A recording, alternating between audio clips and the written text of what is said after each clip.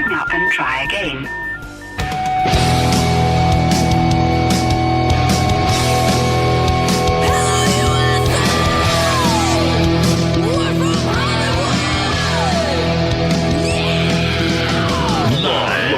Freak Radio Network, broadcasting from the Lucas Oil Studios. Driven by General Tire. It's Speed Freaks. Motorsports Radio redefined with Kenny Sargent. We love to party. Crash Gladys. What are we doing for the bachelorette party? And Statman. I am serious. Here's the Freaks.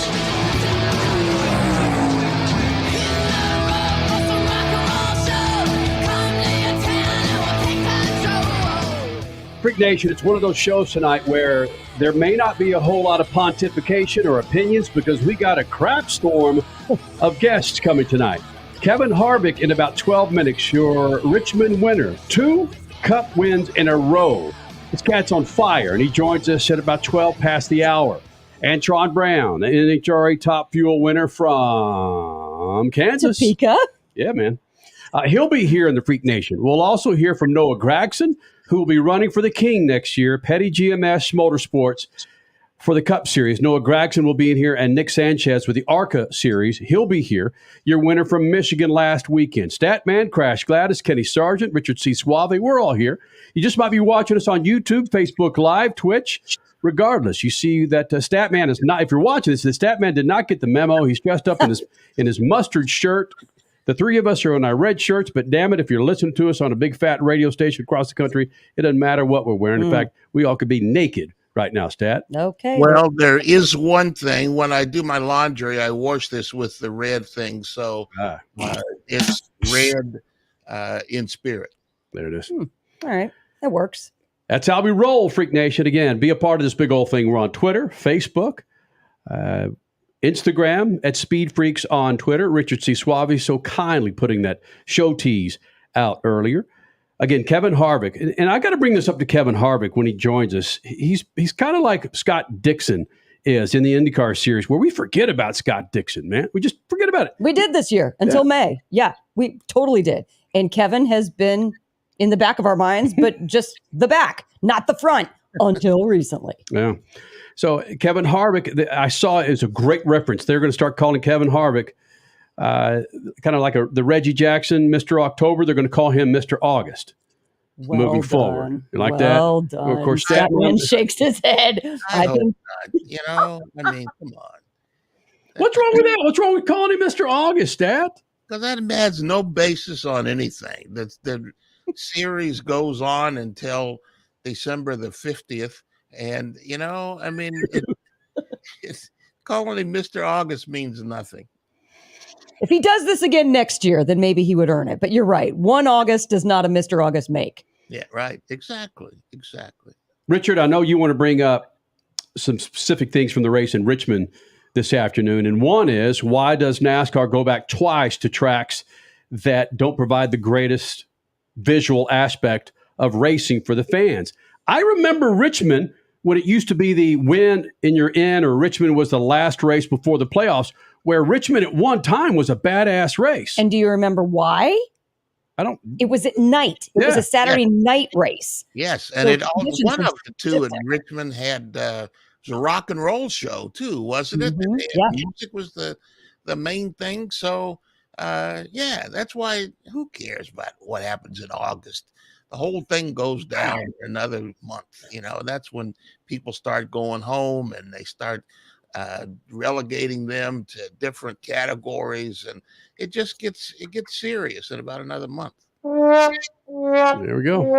But you got to admit, right now it's very serious for Ryan Blaney, Martin Truex Jr., potentially Christopher Bell's not fully guaranteed, right? I mean, there's the points for the guys who have not won yet. It's crazy. It's absolutely crazy. And we have 2 races left. It's going to be a road course at Watkins Glen, and then the freaking red crazy track of Daytona as the cutoff race. It's insane. Leroy checking in. Leroy, and Leroy, Statman. Yeah. From Irwindale Speedway, Leroy, who has been wearing Kevin Harvick gear since we met this guy for 22 years. Leroy checking in on Facebook Live, it's Facebook Live. So yeah, he's happy that Harvick won. Richie, what's your big complaint about this race today, buddy? You're only going to give me a minute to do this? Yes. No, that's not enough time. Now I'm just filibustering. The racing was just piss poor. It was just there's NASCAR had a really good stretch there where there were some really good races. Indy Road Course and others. I thought Pocono was a pretty good race too, but it was just piss poor. It was just stand at 35 cars in a line for 3 hours and race around a track without any excitement. There was no passing until very, very late in the race, and there started to be a second group that started to come in. Mm-hmm. But I was bored. I fell asleep at like lap 25, and Oh. I think I woke up right when Kevin Harvick crossed the finish line. Well, then what do you complain about? All right, let's regroup with some affiliates and get right back to Crash Gladys, Pit News and Notes, Freak Nation, Speed Freaks on a Sunday night. Speed Freaks, we promise to suck less. Speed Freaks, Motorsports Radio, redefined. The Freaks. Bringing in another round of affiliates here to Freak Nation. Thank you guys for being a part of Speed Freaks on a Sunday night. Lucas Oil Studios. Kevin Harvick coming up in about 6 minutes, your Richmond winner. He'll be in here. Also, Antron Brown, NHRA Top Fuel winner from Kansas. He'll be here. But first, Crash Gladys Pit News and Notes, brought to you by our good friends at General Tire. There's still some summer left, Freak Nation. Still $110 here in Phoenix. Get yourself a new set of General Tires as you tail off into the sunset like that for this 2022 summer.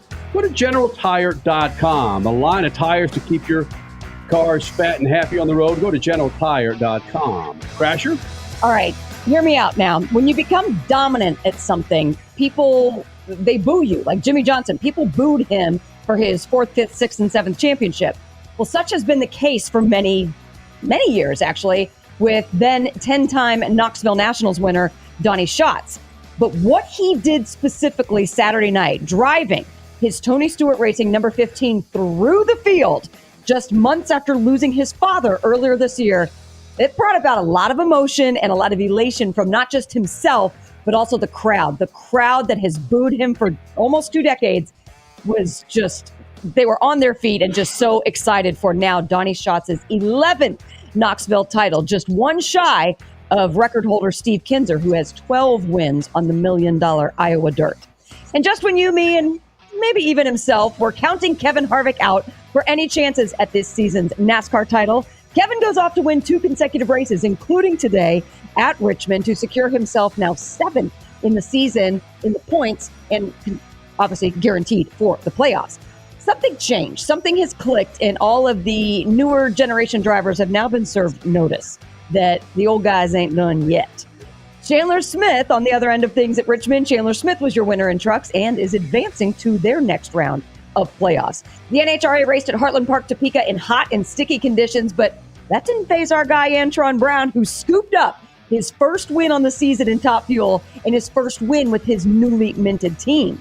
Bob Taska III beat John Force in Funny Car. Troy Coughlin Jr. ran over Greg Anderson in Pro Stock, and Joey Gladstone just smoked through the weekend en route to his Pro Stock motorcycle win. Speaking of motorcycles, real quick, Unadilla Motocross, Lucas Oil Pro Motocross, Joe Shimoda, your overall winner in the 250s. Chase Sexton cruising to a 1-1 overall win in the 450s. Freak Nation, Kevin Harvick, your Richmond winner, coming up next to the Speed Freaks pits.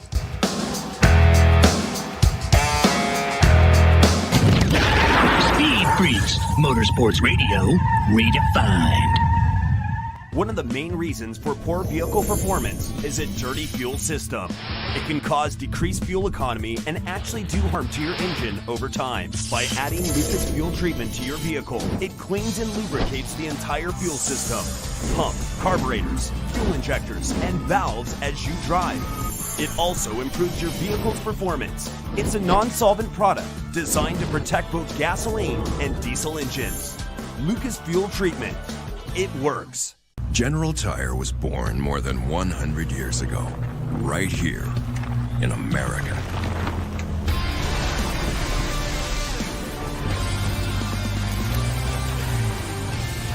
We've spent the last century tackling every kind of road this country has to offer, and especially the places without roads.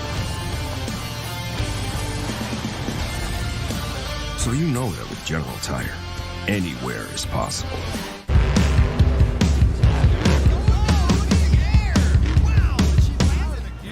Lucas Oil, it works. I run Lucas Oil. It doesn't matter if you're on the water, driving to work, or competing in a sold-out stadium. Lucas Oil products will help you get the most out of your vehicle. Monster Jam has run Lucas Oil in and on our trucks for over 10 years. We wouldn't run anything else. Lucas Oil, the official oil of Monster Jam. Hey, Freak Nation, did you hear? With the addition of MAV TV Plus to the MAV TV Motorsports Network, they've got their full live event broadcast schedule, a total of 226 live race broadcasts featuring the ARCA Series, the Lucas Oil Late Model Dirt Series, Pro Pulling League, American Sprint Car Series, Pro Motocross, and the Lucas Oil Chili Bowl Nationals. MAV TV, the only television network dedicated to motorsports. Go to mavtv.com to get your motorsports fix 24/7, 365. There is less than 1/100th of an inch of motor oil protecting your car's engine. Friction and heat causes engine oil to experience thermal breakdown, weakening its ability to protect the engine and its parts. Lucas Heavy Duty Oil Stabilizer is specially formulated to resist thermal breakdown, protect vital engine parts, and extend the life of your engine. It also stops smoking, knocking, and oil consumption in worn engines. Lucas Heavy Duty Oil Stabilizer. Keep that engine alive. Hey, Freak Nation, whether you're looking for a tire that balances high-performance responsiveness and traction in wet and light snow conditions, excellent handling and traction in off-road situations, or a summer performance tire designed with the driving enthusiast in mind, General Tire has you covered. From the G-Max RS to the Grabber ATX, no matter what you drive, General Tire will get you where you're going. Learn more at GeneralTire.com. General Tire, supporting the Freak Nation for 2 decades. You're listening to Speed Freaks, Motorsports Radio Redefined.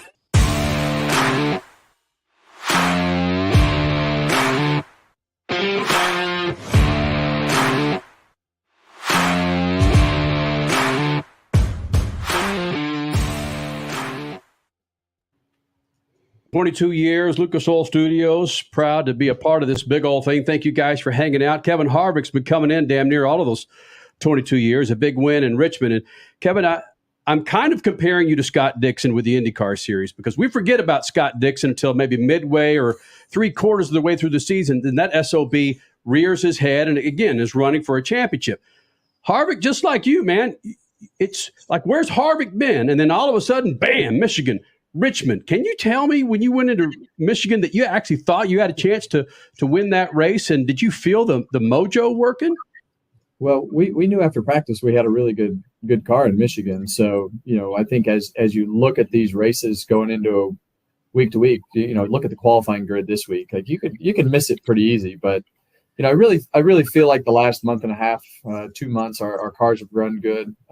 Really since Nashville, we've been in the mix. We've just had a slew of things that we've either screwed up or bad luck, but we've been progressing, and I think Scott, he's probably a lot like me. He's like, man, things are going pretty good, but I can get out of a lot of work if I just keep my mouth shut and don't give anybody anything to feed off of around here, and I can just go to the next race and communicate with my guys, and we'll just keep making our cars better, and then everybody can try to figure it out from there.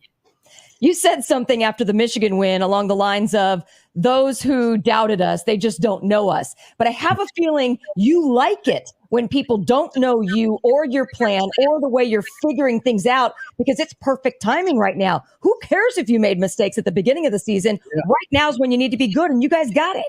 And that's what I think. I'm like, who cares? Like, I don't care what those people think.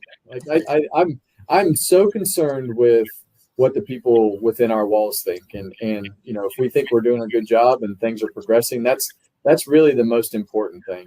And I learned a long time ago that the more you worry, the harder this is. So I try to keep myself extremely busy, and we're extremely busy with a lot of things that we have going on. And, the progression with the team has been really good. And I think that's a true statement. I think our guys are, they're very humble. Obviously, you guys know Rodney. He's a very humble person. Isn't going to stand around and bang on, toot his own horn and bang on his chest and scream and holler and things like that. And we just go about our business and do the things that we think it takes to try to put ourselves in a position to be competitive. And if you put yourself in that position week after week after week, things are going to eventually fall your way. It can't be bad forever. So, that's what we've done, and just tried to dot the I's, cross the T's, make adjustments here, work on our cars, and do the things that it takes to do a good job, and try to be professionals about it. And heck, we've been here for a long time. You guys have been here as long as I have. So when you go to work, you try to surround yourself with the best possible people. And I have a great group of people around me that believes in each other, and nobody gets offended. If somebody tells them that we need to do something different, it's all about how do we make all this better? How do we keep moving forward? And that's what we've done a good job at. Kevin Harvick, winner at Michigan and now Richmond, 2 weeks in a row. Kevin, in stick and ball sports, we're always told to relax, let the game come to you. And it reminds me, looking at you at the end of the race today, is that what's happened with the race team, from you to the crew chief to the guys in the shop that we always hear about? Well, I think for me, I can't remember the last time I've ever entered a race that I didn't think we were going to win when it started. Even as bad as some of them have gone, like going into the day, I can't ever remember climbing in that race car and saying, man, we have no chance today. We are not going to win this race. It's always, well, you never know what's going to happen. You never know how this is going to play out. We might have a miracle today. And some of the days we've had, I think the last time I won here, we had a small miracle. The last time I won at Richmond, I think we restarted 7th on new tires, and there was like 2 laps to go at the end of the race, and we zoomed right up there through them and won the race and weren't even in the mix all day. So, I think as you look at professional sports in general, having that confidence to go out and do what you do. And I think at some point you get to that point of saying, okay, I can do this now, week after week. Now, what do we have to do? Let's just never think about that again. Let's just go and find the right people, find the right situation, and put a good team around us that believes in that same thing and doesn't worry about what other people say, doesn't worry about whether they can do their job or not. We all believe that we're the best at our jobs, that can be put in that position. And when you believe in each other and do the things that it takes week after week to put in the effort that it takes to get better, things have turned our way. So, and I think it's just it's a very unique people, and you guys have heard me talk about this before. It's a very unique group of people that we have on this 4 team. Of we're all kind of the same age. We all kind of have, for the most part, have kids.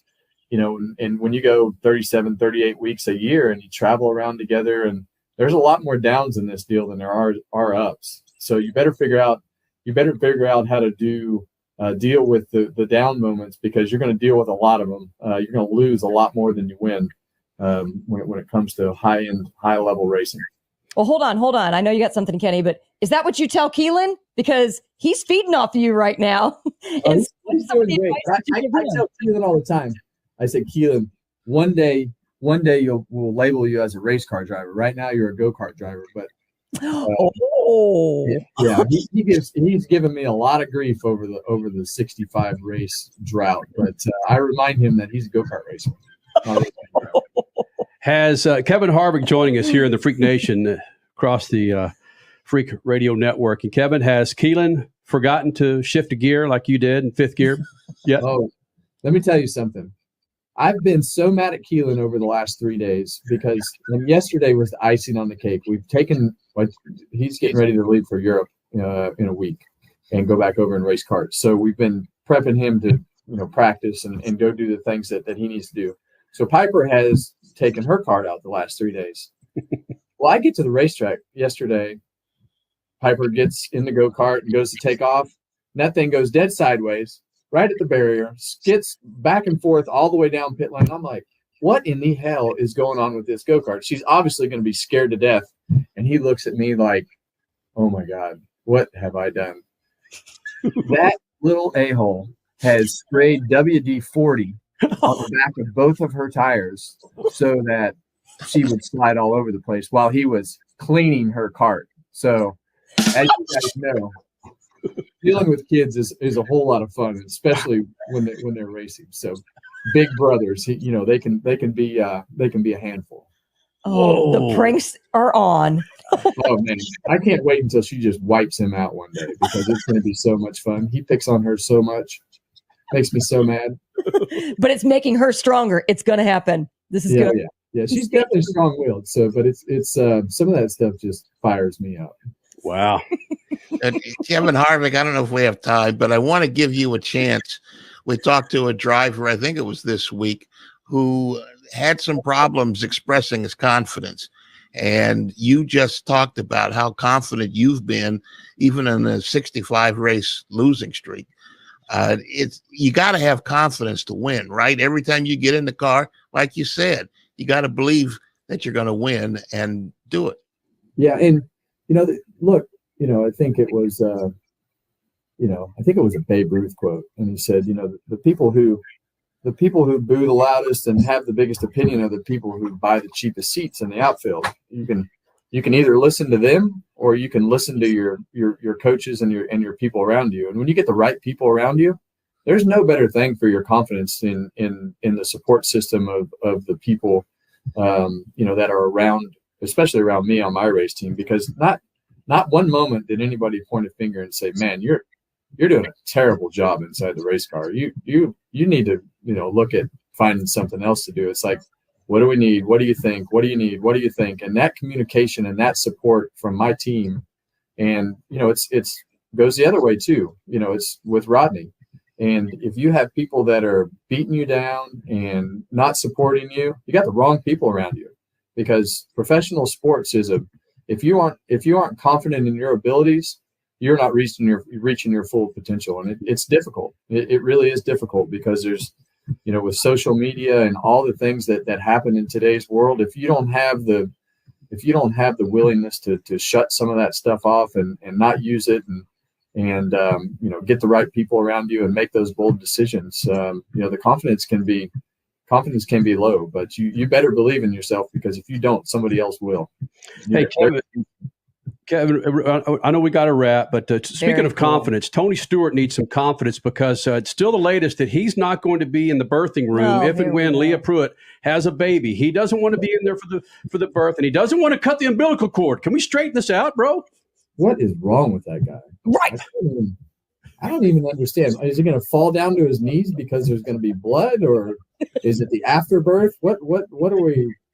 What's the problem? What did he say the problem was? He said he wouldn't admit it. I think because he's a wussy. He says he's going to be out in the waiting room with a 12-pack of something, eating pizza with his boys when Leah, if and when, gives birth. Yeah, what he should do is leave his boys at home and get in there with his wife and take that all in, because there's not really a better moment.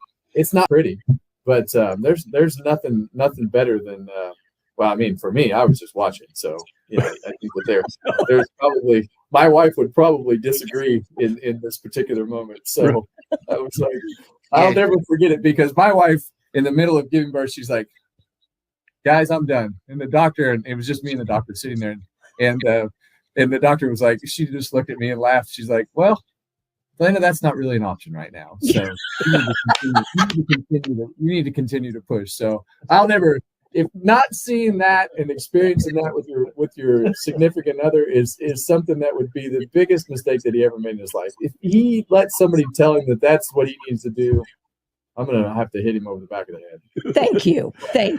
Well, hey, Harvick, keep up that momentum, man. We look forward to getting you back in the Freak Nation, buddy. All right, guys. Have a good night. Thank you. Right. You too. Freak Nation, Kevin Harvick joining us here in the Freak Nation. Badass. When you look at what Kevin Harvick did this afternoon at Richmond, you look at what he did in Michigan, two freaking opposite. There's those tracks are.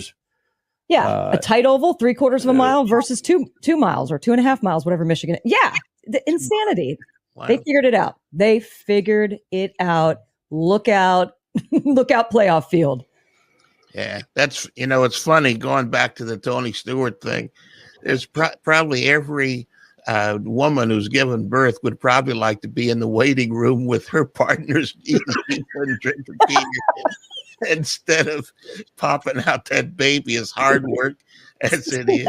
Yeah, I'll gladly switch you. Yeah, exactly. You know, or she just go out there and sit with him and his partners, trading jokes and drinking beer, throwing pizza, and says, "Yeah, tell the doctor to let us know when it's all."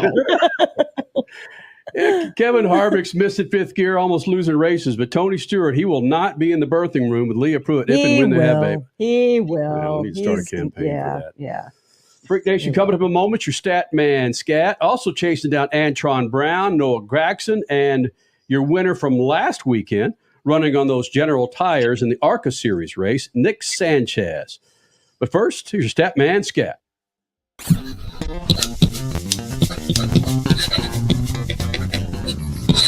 It's good to see NASCAR Cup driver Darrell Wallace get his contract extension with 2311 Racing late this week. The deal keeps Wallace on the team beyond next season, which would have been the end of his initial contract. The team is co-owned by Michael Jordan of the NBA and Denny Hamlin of NASCAR. This run of excellent finishes by Wallace started right after it was announced that Tyler Reddick would be joining the team in 2024. It was also about the time teammate Kurt Busch was sidelined by concussion symptoms, leaving his car seat open to Ty Gibbs. There are many old-school NASCAR people who stick by their belief that Wallace's crew chief, Booty Barker, was the reason for the turnaround. This week, though, I looked at Barker's record, and his only win was with Wallace last year. That's after 17 years and more than 500 races. His average finish as a crew chief was in the mid-20s. Barker was better than his predecessor, but I believe Wallace felt some heat running as far back as he was. You tell a competitive athlete to do better or go home, he or she will do better. Job and paycheck are better than sitting at home on the couch wishing. It's up to Wallace now to get to the top step of the podium and cross over to the playoffs, even if he has to take Barker with him. Peace. Speed Freaks, Motorsports Radio, redefined.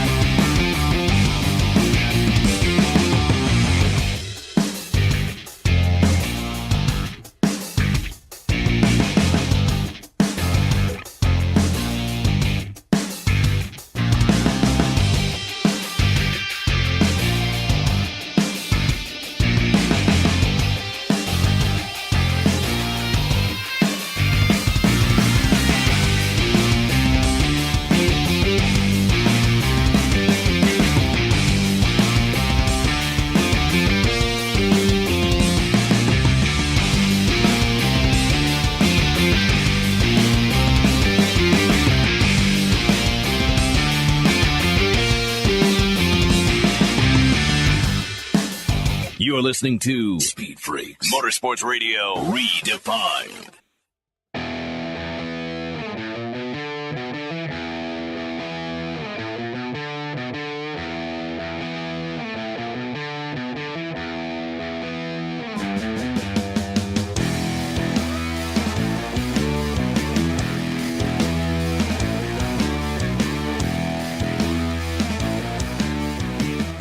Coming up with Nation, Antron Brown, NHRA Top Fuel winner from Kansas. His first win as a team owner driver, flying those Lucas Oil colors. He'll be joining us here in the Freak Nation. Next hour, Noah Gragson's got him a full-time ride in the Cup Series next year, running for Richard Petty and Petty GMS Motorsports. And, of course, Nick Sanchez, your points leader in the ARCA Racing Series, who won last weekend in Michigan. Thank you, Lucas Oil, for making this thing possible. Go to lucasoil.com to find the product. Keep your rides fat and happy. Motorcycle, speedboat, 63 GOAT. Is that right, Stat?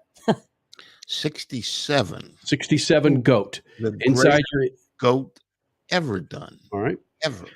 Inside your engine, outside your engine, regardless, Lucas has a product to keep your engines fat and happy. Wait. I'm going to cut you off here, and I'm sorry. All right. But I want to give a testimonial that Lucas Oil does work, especially when you turn your freshly detailed car over to some teenagers who needed to raise some money for their high school, and you want to help them out, right? Mm-hmm. You have to go to Lucas Oil to clean up the mess. So, yeah, it works. Wow. Thank you, Slick Mist. Lucas Slick Mist. Tire and trim shine, maybe. It's beautiful. I'm not going to tell you who I heard it from, but a pretty freaking reliable source that come next year, Texas figuratively will be blowing up their track. Wait, Texas Motor Speedway. Texas Motor Speedway will be blowing up their track. They're going to reconfigure the track, going to resurface the track because they're going through issues that we saw similar to what we saw today with the Richmond race, where Richmond. Wait a minute. Is this breaking news? Let's just treat it as I'm just Crasher. Let's just roll. Wow. Roll, that's okay? way new news to me. I don't know if I should be saying this, but let's just leave it like that. All right. Well, at least this person knows I won't throw him under the bus. That's him. There you go. My point is this. They realize that the product on the track has not been up to par for race fans. And they're going to do their damnedest to put that track back in the middle of, well, not back in the middle, back in a position to where it's a racy track. If you guys remember, going back into the mid-2000s, the NASCAR truck races there were stupid good. I mean, awesome. And Stat, Crasher, it seems like the last 8-9 years, something happened. It's just not a racy track. And I bring this up because of what happened in Richmond today, where it just was not a fan-friendly racy track. All right. Okay, but like we were saying with Richmond, what made Richmond good in the past was that they raced at night. And as you saw with today's race, there was no passing until the temperatures got cooler in the evening. I mean, just some tracks race better at night. Richmond, in my opinion, is one of them. Texas actually races a little better at night. Here's where I'm going to get pissed off, though, obviously, because I'm an open wheel person in my core. If they blow up this track to exclusively suit NASCAR, what's it going to do to the IndyCar product? The IndyCar product at Texas has been phenomenal. It doesn't need blowing up. The closest race ever. Yeah. Several of them have happened at Texas. So I agree with you 100%, Crash, that you can't just blow it up because any NASCAR race is going to be dull or good, one or the other. It depends on whether or not the drivers are up to it and whether or not they want to get out there and bang around and, except at Indy where they don't know how to turn right. But that's another issue altogether. The IndyCar series cannot even get close to smelling 1 million viewers. And we know that NASCAR Truck Series gets over 2 million viewers. Why do you... Good point. I mean, Stat, your base is follow the money. I mean, where's the money? Where are the ratings? IndyCar's not it. But still, you can't throw away a whole significant series in America just to satisfy another one. You got to be able to have good races at your racetrack. and NASCAR could go into the parking lot and have a good race. Look what they did at the LA Coliseum. They put together a track at the last minute, raced around in a circle, and it was a great evening of racing. So you don't have to spend millions of dollars to redo a whole track, because if NASCAR wants to race, if the drivers feel up to it, then they'll go out and put on a show. If they don't, then they'll just wander around until the last 10 laps. Around. Sandbagging. Yeah, put everybody to sleep like they did with Richie and I today. Oh, you're one of the ones that slept too? So both of you guys, Richie and Statman, well done. Yeah, that's nappers. When it's not NFL season, I could go to sleep with the best of them. I will admit, there's something about the humming of cars, and when it's just, yeah, it's great nap audio. Yeah, look at the way some of the drivers drive. They also go to sleep. Oh no! Unless Crasher has a line on the 2023 IndyCar Series, who says IndyCar's coming back to Texas Motor Speedway. Okay. Valid point as well. Right. Mm-hmm. Just gonna leave it out there. Got Austin south of there, Coda. You're just throwing buses today everywhere you can find them. Antron Brown, the next here in the Speed Freaks pits, Lucas Oil Studios. Speed Freaks, Motorsports Radio, redefined. Hey, Freak Nation, whether you're looking for a tire that balances high-performance responsiveness and traction in wet and light snow conditions, excellent handling and traction in off-road situations, or a summer performance tire designed with the driving enthusiast in mind, General Tire has you covered. From the G-Max RS to the Grabber ATX, no matter what you drive, General Tire will get you where you're going. Learn more at GeneralTire.com. General Tire, supporting the Freak Nation for 2 decades.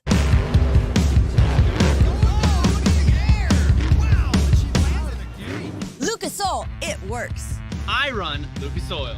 It doesn't matter if you're on the water, Driving to work, or competing in a sold-out stadium. Lucas Oil products will help you get the most out of your vehicle. Monster Jam has run Lucas Oil in and on our trucks for over 10 years. we wouldn't run anything else. Lucas Oil, the official oil of Monster Jam. Hey, Freak Nation, did you hear? With the addition of MAV TV Plus to the MAV TV Motorsports Network, they've got their full live event broadcast schedule, a total of 226 live race broadcasts featuring the ARCA Series, the Lucas Oil Late Model Dirt Series, Pro Pulling League, American Sprint Car Series, Pro Motocross, and the Lucas Oil Chili Bowl Nationals. MAV TV, the only television network dedicated to motorsports. Go to mavtv.com to get your motorsports fix 24/7, 365. Dear Lucas Oil, I've used your heavy-duty oil stabilizer in my truck for years. It now has over 500,000 miles. It's not a diesel. It's never been rebuilt. Your oil stabilizer does exactly what it says it'll do. It has extended the life of my engine. Just want to say thanks. Sincerely, Josh H. Lucas Heavy-Duty Oil Stabilizer. It works. Time is more valuable today. There's less time to keep our vehicles looking their best. That's where Lucas Oil Slick Mist Speed Wax steps up. It's great for paint, chrome, glass, and vinyl. Lucas Oil Slick Mist simply mists on and then wipes off, leaving a new car shine every time. It's quick and easy and works on wet or dry surfaces. For a complete detail, there's also Slick Mist Interior or Slick Mist Tire and Trim Shine. Lucas Oil, it works. One of the main reasons for poor vehicle performance is a dirty fuel system. It can cause decreased fuel economy and actually do harm to your engine over time. By adding Lucas fuel treatment to your vehicle, it cleans and lubricates the entire fuel system, pump, carburetors, fuel injectors, and valves as you drive. It also improves your vehicle's performance. It's a non-solvent product designed to protect both gasoline and diesel engines. Lucas fuel treatment. It works.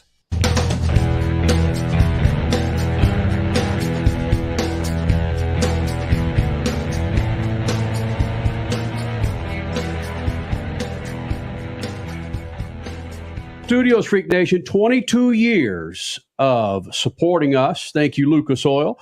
Great website. Check out lucasoil.com. That's lucasoil.com to find the products for all of your rides. To keep your rides fat and happy, go to lucasoil.com. As promised, Antron Brown joining us here in the Freak Nation. And Crasher, do you want to get it out of the way first? He's now a winner! Team owner winner! I'm so excited! Yeah, man. So stoked. I screamed when you went into victory lane, when that light came on. I screamed in our living room, and I swear my daughter thinks that I'm crazy, and I don't even care. Did you hear any of that, Antron Brown? I heard all of it. It was like super. I'm still not believing it myself just yet. You know what I mean? Like, because you believe it or not, the struggle was real. But the thing about it is, our Macro Tools Lucas Oil team pulled it through. And you know what? The Freak Nation was there from the start till now. It took a half a season, but now we're here. And I think we got something for the rest of the season. We're turning that corner, and we're digging deep, and the performance is there, and I'm super pumped. I'm super stoked. Hey, Antron, we had Kevin Harvick on earlier this hour, and it's been a crap ton of time between his wins. He won in Michigan last week, then, of course, he wins in Richmond. He says he never hopped in that race car believing that it couldn't win. Was there ever a time that you doubted yourself as a team owner and a driver because it's taken you so long to get to victory lane? You know, the thing about it is I never gave up. I have never, ever given up. And I wouldn't stop. And the thing about it is like, you know what? It's like we're going to keep on turning these leaves. We're going to keep on shuffling things around. And we have a lot of great support, you know, from our partners. And we went to work, brother. And every time we kept on turning something up, it wasn't the right thing. It wasn't the right thing. And then we stumbled onto something after Denver. And then Brian and Mark and Brad and the rest of the Mac boys, they were working on it. And then we're like, all right, we got this is it. And then we went down this road and we found out what the culprit was. And once we did, brother, we just been we lit it up and say it's only a matter of time once we get the whole combination together. Because not just one thing, it's the whole combination. We started with a lot of brand new stuff this year. Okay, like don't get me wrong, like we didn't run something that we were tried and true that we ran for years and years and years. We started with a lot of brand new stuff, and we worked it all out, and we got it. Have you turned some of those new bits and pieces and parts into tried and true now? You've got to win. You said you figured something out right after Denver. Is it now tried and true? Are you serving notice to the rest of the field? Yeah, like, you know, it's tried and true, but now we just got to keep on making our tune-up better and better. You know what I mean? We can't go a really good track, pretty much like Brainerd's going to be the Lucas Oil Nationals in Brainerd, and get there where we could show it out in front of all the Lucas folks, and then we could tune her up a little bit because the track's it's like a high of 78 degrees. So that's going to be a AAA throwdown, and that's what we need to work on next is to run those mid to high 60s, and that's our next game plan. Once we get that underway, we can get our arsenal together to get ready for the countdown, and that's the game plan. Okay, so you've figured things out in these hot, sticky, tricky conditions, but we are entering into the fall. We have a couple more weeks before it really gets cooler, but is that going to throw a wrench into things for you, or are you pretty good no matter what the weather's going to be? No matter what the weather is, you just need some laps. You know what I mean? You got to get some laps to know how much of the kitchen sink to throw at it. The main part of it is we've got a lot of good power at the step of the throttle. We were running like really close to being low and 60 foot into the 330 out of all the cars out there, even in the heat and even at the nighttime. And now we've got to get, you know, some stuff done on the fuel side and on the big end where we don't drop holes, and we can run with anybody. I mean, I feel confident that we can run with any car out there, and with the team that we have, turnaround time and rinse and repeat. Is that we're growing and we're just as good as anybody else out there. We just got to keep on showing out and proving.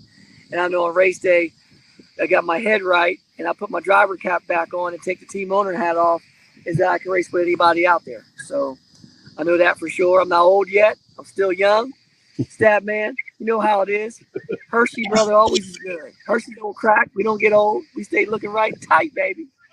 Wow. Antron Brown winner in where was it? Kansas, Topeka, Kansas. Like the NFL says, playoffs. Now the playoffs are there. You got what, 2 more events before they started Maple Grove, and you are 2 points in or 2 points out right now. Hey man, we're in right now. We're in the countdown, and we've got 2 more good races to go.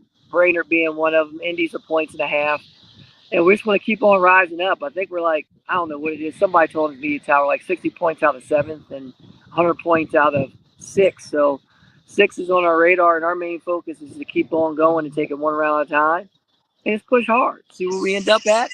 And the closer we can get towards the top, the better advantage that you have for the countdown for the championship. There's a lot of great cars and great teams out there. So we got our work cut out for us.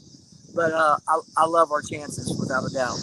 You're a 3-time champion. Is this a championship team to go after a 4th?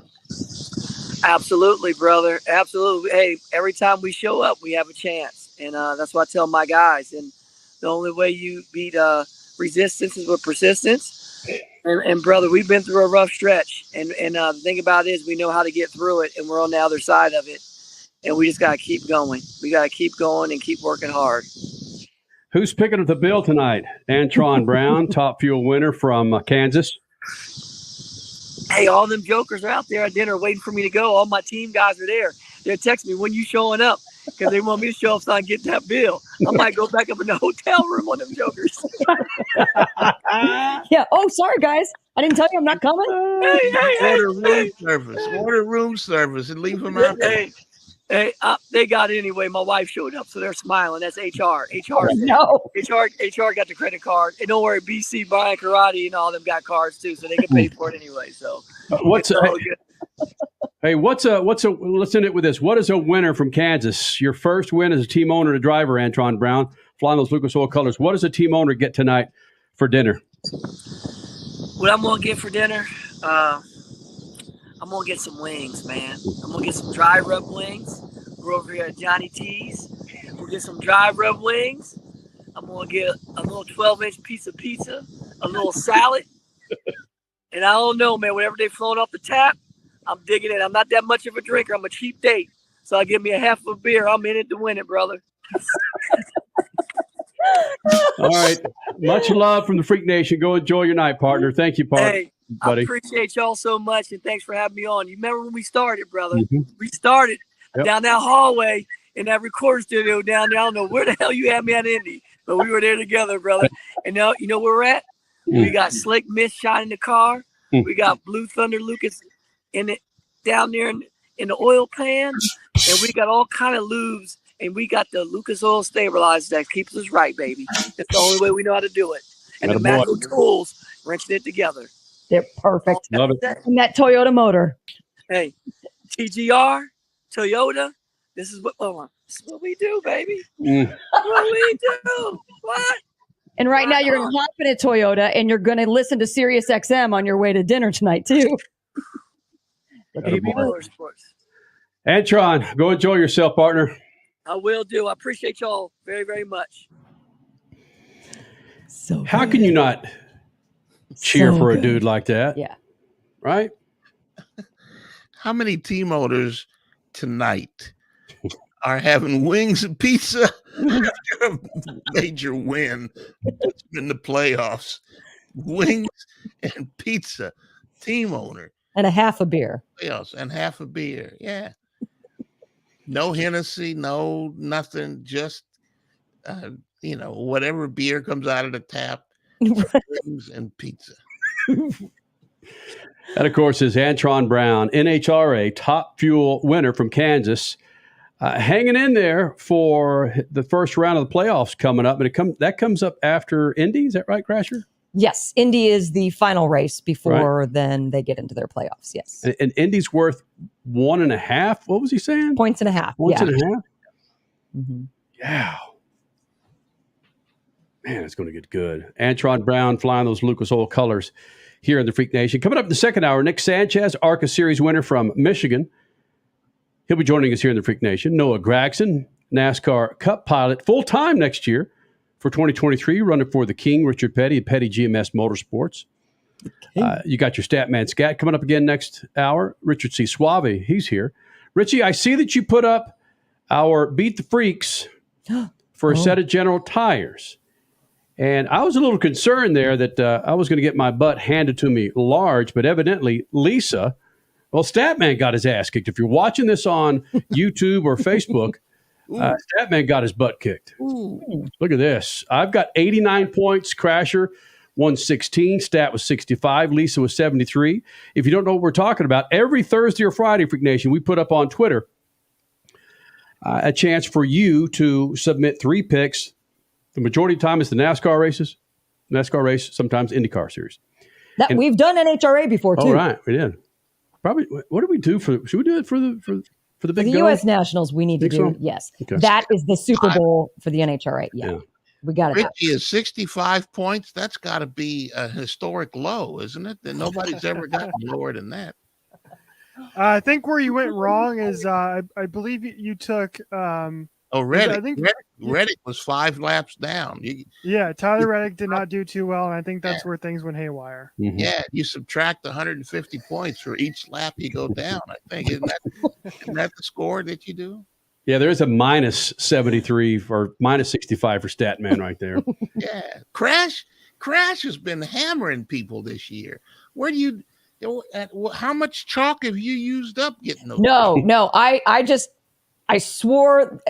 To me, you know me. I believe in momentum big time, and I just felt that this Stewart-Haas racing team has figured things out with Kevin Harvick. Who's to say was a 3-time winner at Richmond? Who's to say they can't turn it on again and he can win his 4th? So I picked Kevin Harvick, and boom, that was magic. Not too shabby. That was magic. 116 points. Wow. So be sure to follow us on Twitter. We drop it out there, like I say, Thursday or Friday before race weekend. And then you submit 3 picks. And if you beat us, bro, you're taking home a set of General Tires. It's as simple as that. We get DMs from time to time and questions. Do I have to qualify? No, you just got to beat us. No, we want to give away sets of tires. Statman doesn't, but I do. Oh. Once you said they want to give them away, then I've been choosing people, me and Richie. That's 2 of my picks. They're right there. Come on. I had to remind Statman 3 weeks ago that Dick Trickle, he's not running anymore, man. And we'll let that one float out to sea. Mm-hmm. Crasher, I want to touch on this. We've got about 4. Yeah, all right. We got 3 minutes here. Do you have time to share with the Freak Nation the video that Jeff Burton shared and NBC shared? Oh, gosh. No. You don't? I don't have enough time to look up. I can't remember if I saw it on NASCAR or on. Talk about it. Okay, yeah. I believe it's the @NASCAR on NBC Instagram account, but I'm sure it's on Twitter. It lives somewhere. There was a blind woman who became the fan that was chosen to go around with Jeff Burton this weekend. And it's just incredible. She's such a NASCAR mega fan that, of course, she's blind, but she goes into this pace car with Jeff Burton and describes it so well. And then when they stop back on the front stretch again, he's like, okay, I'm a driver. I'm a professional driver. And I know that some of the best drivers are because of how they feel things. And he's like, you just described things how a driver needs to understand things. It was just a brilliant piece that they put together. She was in her element. She was feeling things so interestingly, and then she was able to translate it verbally from her pace car ride so well. It's great. Everybody needs to take a look at it. It's a feel good piece. The shot was at the end in Victory Lane when she was down on her hands and knees, feeling the confetti that they had blown up over Harvick, just feeling it, getting a feel for Victory Lane from just touching the confetti. That over and above the great stuff that they had in the car. This woman is an incredible NASCAR fan, and being blind has nothing to do with how much of a fan she is. That shot of her in Victory Lane got my undivided attention. That was incredible. Think about it. Stand, and Bristol aside, because Bristol just gives you all the feels, but stand in the infield of any racetrack and just close your eyes. And then everything else just becomes so much more heightened. Your body is shaking. The different smells of fuels and rubber and just, you name it. The sounds become more vivid. So yeah, that's experiencing it through someone like her. It's awesome. And that's, again, we don't have enough time to do this. That's where my predicament is with electric cars, electric car racing, is motocross and the smell of a 2-cycle, a 4-cycle, a funny car, the smell of nitro, IndyCar. Regardless, it's the smell that eventually in some series will go away. Yeah, well, the smell of carbon fiber crashing against the walls and spreading out across the track at Nashville. I mean, that will never go away. That will always. Making fun of IndyCar. Making fun of the Music City Grand Prix. Dude. Yeah. That's a great piece. Richie, let's tweet it out at SpeedFreaks. With this blind woman getting the ride of her life with Jeff Burton. And I didn't see the bit with her on the ground feeling the confetti. Yeah. Big second hour, Freak Nation. Coming up, Nick Sanchez, ARCA Series winner from Michigan. He'll be joining us here in the Freak Nation. Noah Gragson, who's got him a full-time ride, Freak Nation, in the NASCAR Cup Series. And if you're watching us on YouTube, you see a cat jumping right in my face as we do this big old fat national show. More freaks coming up. Speed Freaks, Motorsports Radio, redefined.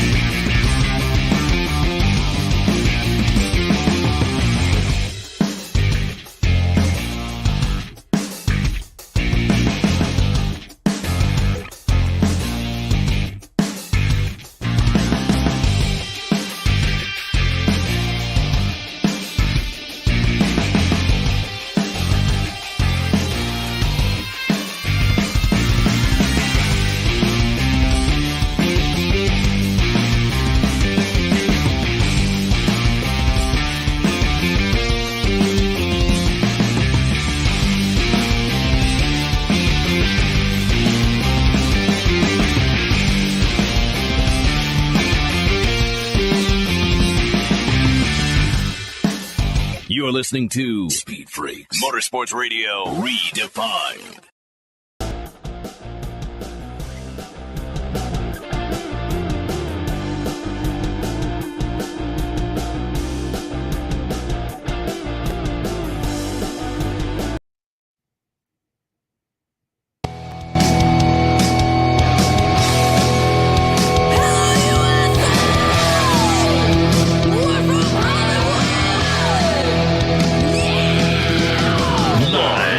Freak Radio Network, broadcasting from the Lucas Oil Studios. Driven by General Tire. It's Speed Freaks. Motorsports Radio redefined with Kenny Sargent. We love to party. Crash Gladys. What are we doing for the bachelorette party? And Statman. I am serious. Here's the Freaks.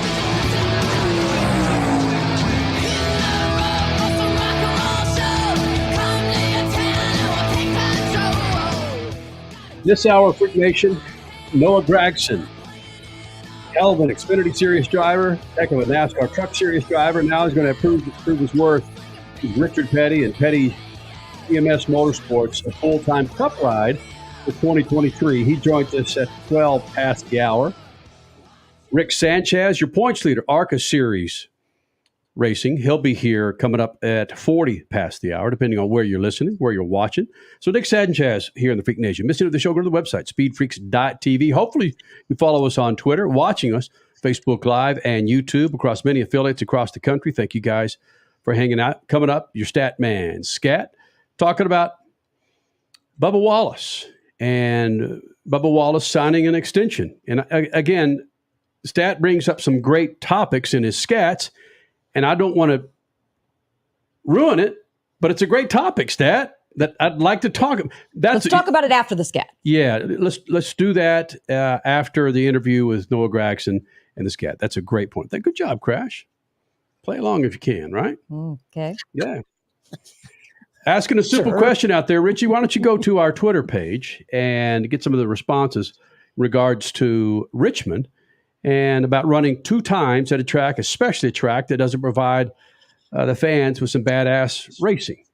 And if you heard last hour, I mentioned that I understand that Texas Motor Speedway will be tearing up the track, maybe even reconfiguring it to a point where it hopefully will provide better racing at Texas Motor Speedway. Richard C. Suave, you got something pulled up there in regards to, well, the simple question you asked, should they be running 2 tracks? And your microphone, bring your microphone. There you go, Richie, microphone there, Elvis. Yeah, this is all I thought about when I was watching the race earlier. Before I fell asleep, and I texted you guys this question, basically. Pre-nap. Mm-hmm. Should NASCAR strip tracks of hosting multiple races with poor racing and poor attendance?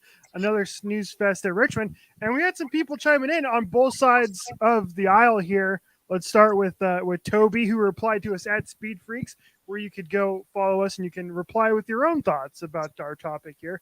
Toby says, no, it's not the track's fault. Spec cars running same equipment set up with the same running with hundredths of a second of each other can't pass each other. These tracks were fine 30 years ago. What changed? The cars. Chris says, racing, yes. If the racing is good, people will come. We had somebody else reply. They did it at Michigan, took away the perfect weather Father's Day race and left us with 90-degree August race. We saw that just a couple weeks ago. John weighing in saying attendance looks good in Richmond, which there were some empty seats there, but earlier today, I don't have the exact attendance numbers. JJ saying no, but I'm an advocate for 1 race per track each season. However, have 2 races during a weekend, 1 short sprint race on Saturday and another normal but shorter event on Sunday. That's actually a really dope idea and a really good way to get around things. But I don't know if NASCAR, as they've tried like doubleheader weekends in the past, like Pocono did it during COVID, et cetera, et cetera. But yeah, so it's kind of back and forth on Twitter as of what people are thinking about this in terms of only having 1 race at a track per season. Yeah, I like that idea by JJ on doing a doubleheader weekend. But NASCAR, IndyCar, none of them really like those ideas because guess what? It doesn't mean 2 full weekends of money by fans. It's just 1 weekend. So like Statman always says, follow the money. If the money's going to be there, why not make it 2 weekends of money? Yeah, speaking of money, NASCAR owns tracks, and that's where they generally race twice, like Richmond. So instead of giving the money to Speedway Motorsports, the old Bruton Smith, the business started by Bruton Smith, they keep the money in their own pocket. That's why they're racing at places like that, you know. It seems with the new regime, I say new regime, they've been in there, 4 years now, Crasher? With 4, 5, 6, yeah, it's at least been a little bit. It's concerning to them, and to hear from this person has insight at Texas Motor Speedway that they're blowing that thing up, figuratively, Freak Nation, right? Texas Motor Speedway, that Changing it's obvious, and that is not a NASCAR-owned track. That's a Bruton Smith Enterprise-owned track, and they see the writing on the wall. They see the social media and the negative comments about boring racing at Texas Motor Speedway, and it was out there for Richmond today. Are they still planning on reconfiguring Fontana as well? Remember that? It was going to be like the West Coast Bristol. They were going to turn into a short track. Yeah, that's right. The last I heard was that they were still planning to do it, but they haven't broken ground on it, and it's not 100% official. But those plans were announced, 2019 or 2020? It was pre-COVID, yes. Yeah. And they got major problems at Fontana. Like 1 in 10 Americans live within 3 or 4 hours of that racetrack, and they can't get 100,000 people to go to a race there. They got super fun problems with all the things that they did. That the Kaiser Steel plant used to be there. That's a long list of issues that are going on here at Fontana. Resuming with another round of affiliates, Freak Nation. Thank you guys for hanging out. Crash Gladys Pit News and Notes brought to you by our good friends at General Tire. Do yourself a favor, Freak Nation. Go to GeneralTire.com. That's GeneralTire.com to find the tire for your ride. Crasher, give us some pit news and notes, will you? All right, like we talked about in the first hour, when you become dominant at something, people want to knock you off your pedestal. They want to boo you out of your dominance, and that's what's been happening with Donnie Schatz for at least 10 years at the Knoxville Nationals. But Saturday night, this guy drove through the field masterfully and just made some incredible passing moves and made it stick on the bottom where some people couldn't get it to go. He just had an incredible drive. People were elated for him. He captured his 11th Knoxville Nationals win, now just one shy of the record holder, Steve Kinzer. And he did so just a couple months after his dad passed away. So it was a pretty emotional win, too. He had a quote, I believe it was, he knew he didn't start the race well, and he was falling back. And he thought that he heard his dad saying, just relax, And he's like, I heard him. It stuck. And then look what he did. He won the race. To me, that's just a really cool story. All right, Kevin Harvick's a pretty cool story in NASCAR because I think all of us were just counting him out on this season, and now he's got 2 wins in a row. He won today in Richmond to secure himself now 7th on the season and in the points and guaranteed for the playoffs. Something has definitely changed with that team. Something has clicked with them. Do not count Stewart-Haas Racing and those old guys, as he termed it in our interview with him just last hour. Don't count him out just yet. Chandler Smith, your winner in the trucks at Richmond, advancing to the next round of the playoffs. The NHRA raced at Heartland Park, Topeka in hot, sticky conditions, but that didn't seem to faze our guy, Antron Brown, who scooped up his first win on the season and his first win with his newly minted team. Currently now, as he told us, eating dry rub wings and pizza and half a beer. Yeah, pretty cool. So Bob Tasca III beating John Force in funny car, Troy Coughlin Jr. running over Greg Anderson in Pro Stock, and Joey Gladstone taking that win in Pro Stock Motorcycle with max points on the weekend. Speaking of motorcycles, the Lucas Oil Pro Motocross season was back underway after a 2-week hiatus in Unadilla. Joe Shimoda, your winner in 250s, and Chase Sexton dominating in the 450s. Noah Gragson, next, Freak Nation. Speed Freaks, Motorsports Radio, redefined. Hey, Freak Nation, whether you're looking for a tire that balances high-performance responsiveness and traction in wet and light snow conditions, excellent handling and traction in off-road situations, or a summer performance tire designed with the driving enthusiast in mind, General Tire has you covered.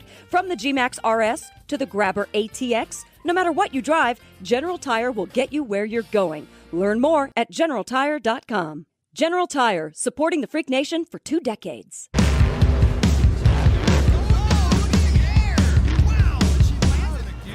Lucas Oil, it works. I run Lucas Oil. It doesn't matter if you're on the water, driving to work, or competing in a sold-out stadium. Lucas Oil products will help you get the most out of your vehicle. Monster Jam has run Lucas Oil in and on our trucks for over 10 years. we wouldn't run anything else. Lucas Oil, the official oil of Monster Jam.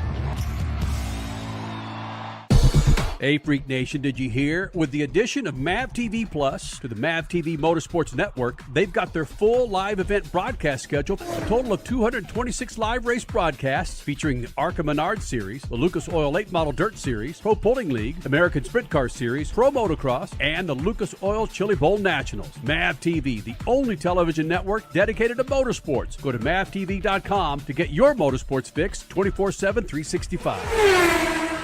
IndyCar, WWT Raceway, Saturday, August 20th, the Bommarito Automotive Group 500. Icons, legends, and rising stars. Drama at 200 miles per hour. It's not a reality show. It's real life, real fast. The iconic teams, McLaren, Andretti, Foyt, Rahal, Penske, Ganassi. Legendary drivers, Johnson, Kanaan, Castroneves, Newgarden, IndyCar. Only at WWT Raceway. Dear Lucas Oil, I've used your heavy-duty oil stabilizer in my truck for years. It now has over 500,000 miles. It's not a diesel. It's never been rebuilt. Your oil stabilizer does exactly what it says it'll do. It has extended the life of my engine. Just want to say thanks. Sincerely, Josh H. Lucas Heavy Duty Oil Stabilizer. It works.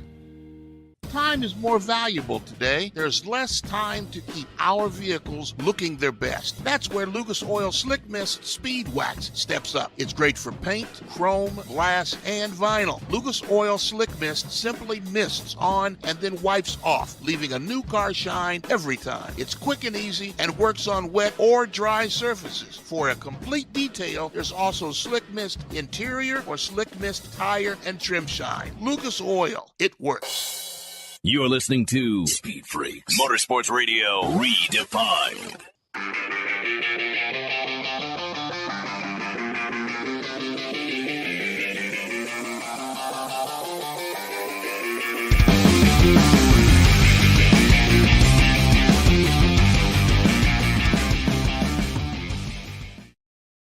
Studios Freak Nation, 22 years of doing this thing. Noah Gragson joining us here in the Freak Nation, and major announcement this week, joining Petty GMS Motorsports for the 2023 NASCAR Cup season and beyond.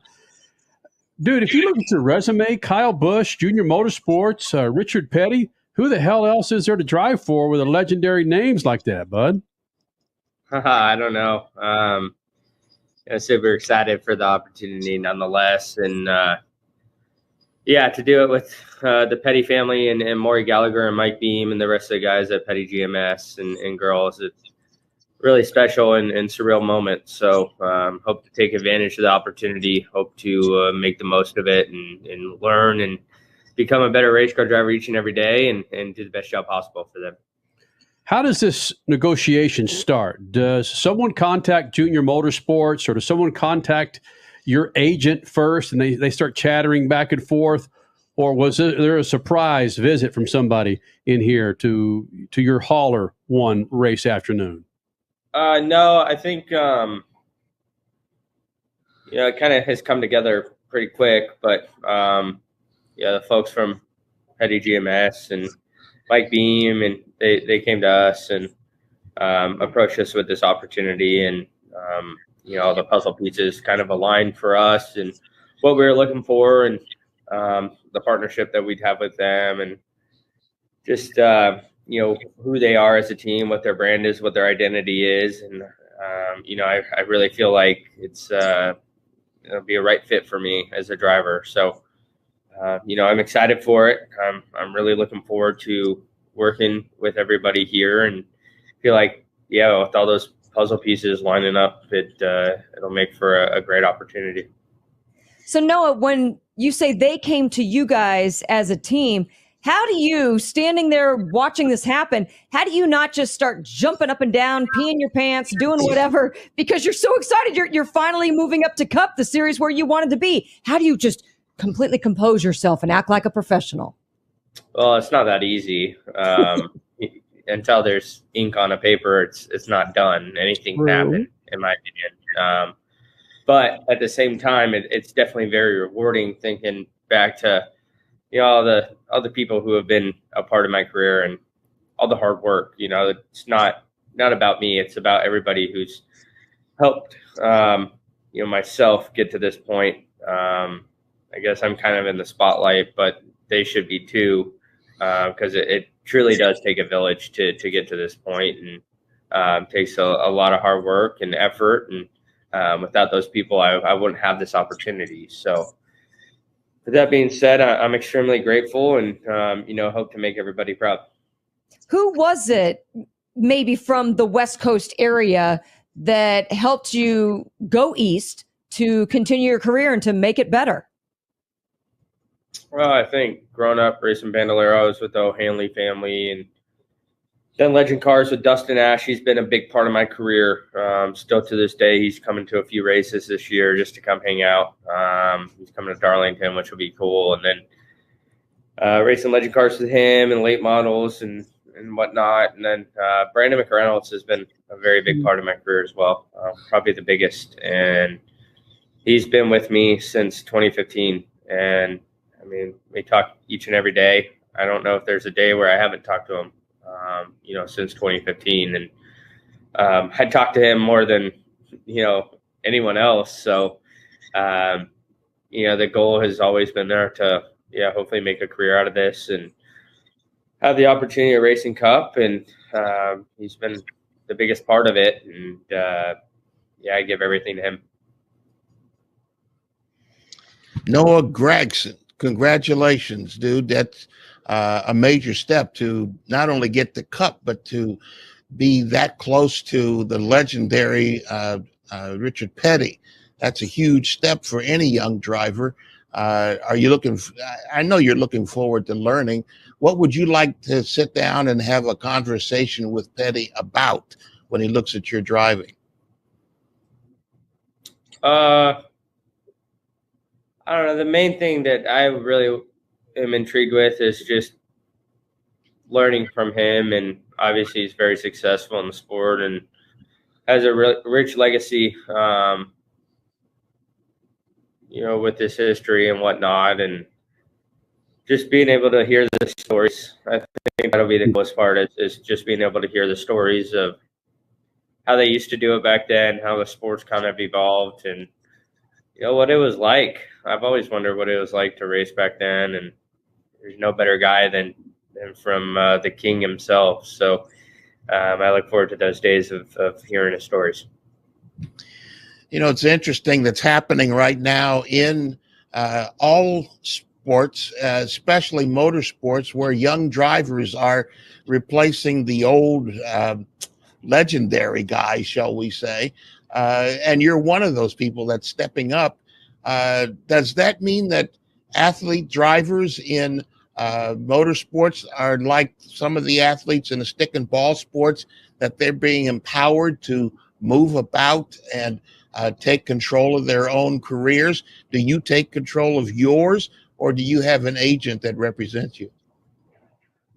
Like I was saying, Brandon McReynolds, the guy that really helps me out. I mean, I talk to him each and every day, and he's more of the management role, but I'm involved with everything as well. And,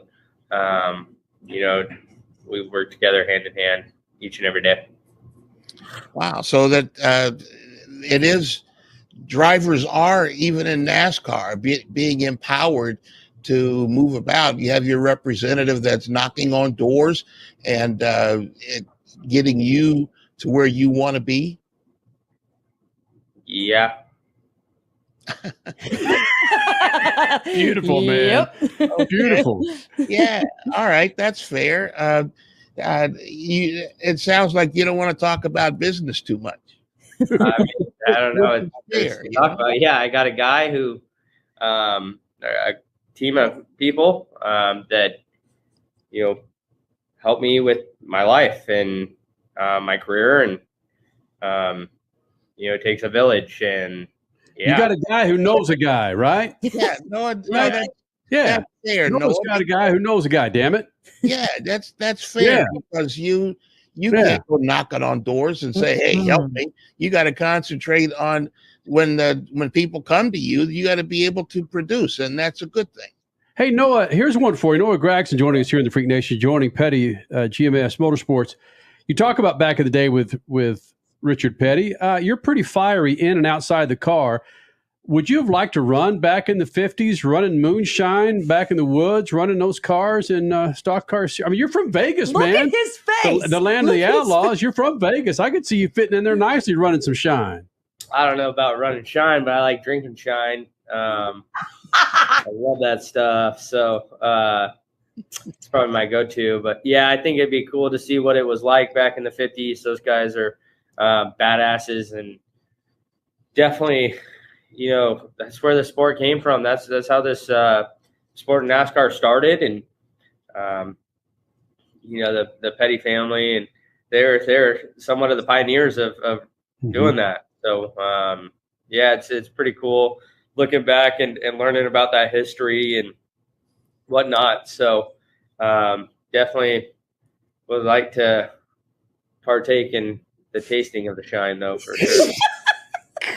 That's what we can do. An appearance, maybe at the Phoenix finale or something along those lines. Okay, you referenced the drivers back in the day being badasses.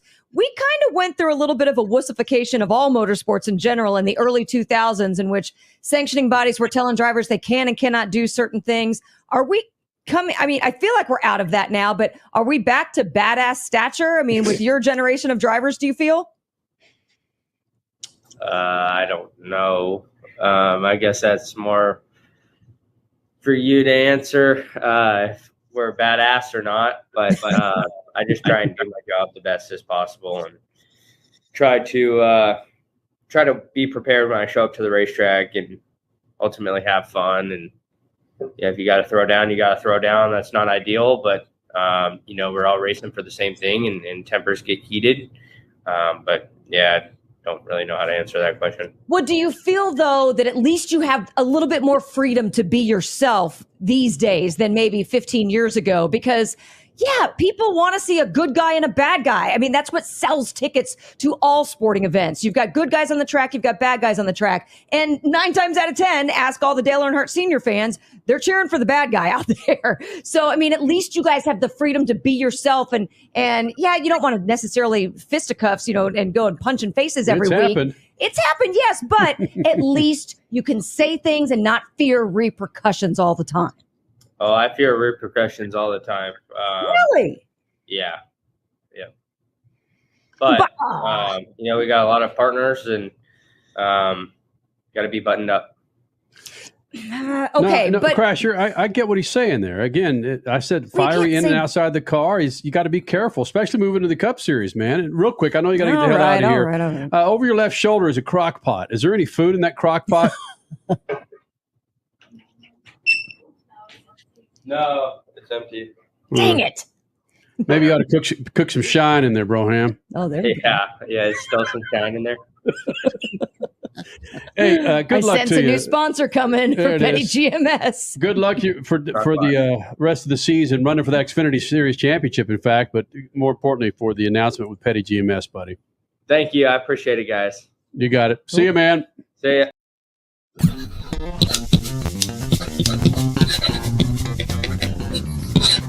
Good to see NASCAR Cup driver Darrell Wallace get his contract extension with 23XI Racing late this week. The deal keeps Wallace on the team beyond next season, which would have been the end of his initial contract. The team is co-owned by Michael Jordan of the NBA and Denny Hamlin of NASCAR. This run of excellent finishes by Wallace started right after it was announced that Tyler Reddick would be joining the team in 2024. It was also about the time teammate Kurt Busch was sidelined by concussion symptoms, leaving his car seat open to Ty Gibbs. There are many old-school NASCAR people who stick by their belief that Wallace's crew chief, Booty Barker, was the reason for the turnaround. This week, though, I looked at Barker's record, and his only win was with Wallace last year. That's after 17 years and more than 500 races. His average finish as a crew chief was in the mid-20s. Barker was better than his predecessor, but I believe Wallace felt some heat running as far back as he was. You tell a competitive athlete to do better or go home, he or she will do better. Job and paycheck are better than sitting at home on the couch wishing. It's up to Wallace now to get to the top step of the podium and cross over to the playoffs, even if he has to take Barker with him. Peace. Speed Freaks, Motorsports Radio, redefined.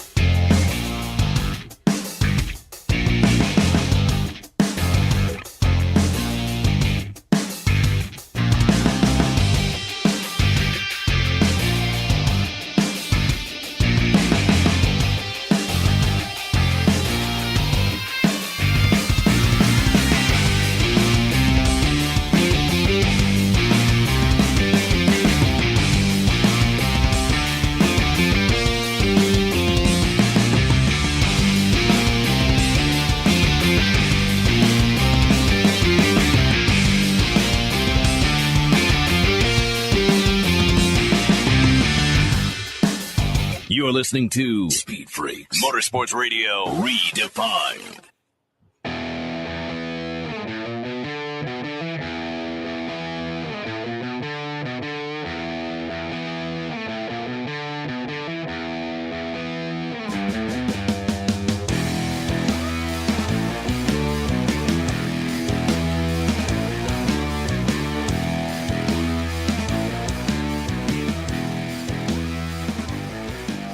Smart folks, go to lucasoil.com and check out that website for a line of products to keep the outside of their car pretty snappy. What about the interior? Go to lucasoil.com. Lucas Oil Slick Mist, interior tire and trim shine. Man, I'm telling you, go to lucasoil.com.